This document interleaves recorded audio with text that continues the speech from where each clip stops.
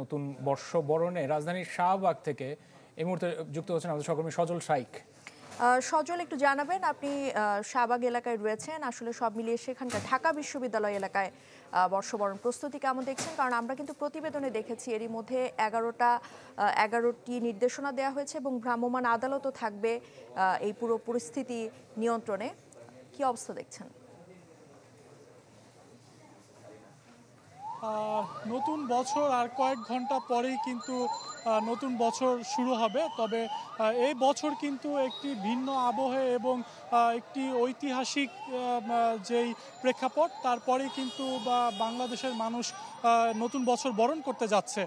নতুন বছর বরণকে কেন্দ্র করে কিন্তু আমরা প্রতি বছরেই দেখি বিভিন্ন ধরনের আতশবাজি এবং ফানুস, এছাড়াও কিন্তু পটকা ফোটানো হয়। তবে প্রতি বছরই কিন্তু বিভিন্ন নির্দেশনা থাকে এগুলি যাতে না করে, সেজন্য কিন্তু ডিএমপির পক্ষ থেকে বিভিন্ন সামাজিক সংগঠনের পক্ষ থেকে কিন্তু নিষেধ করা হয়। তারপরেও কিন্তু মানুষ সেগুলি শুনে না, বরং তারা তাদের ফানুস উড়ায় এবং বিভিন্ন পটকা ফোটায়, যার ফলে কিন্তু আমরা দেখতে পাই বিভিন্ন সময় কিন্তু অনেক দুর্ঘটনাও ঘটে।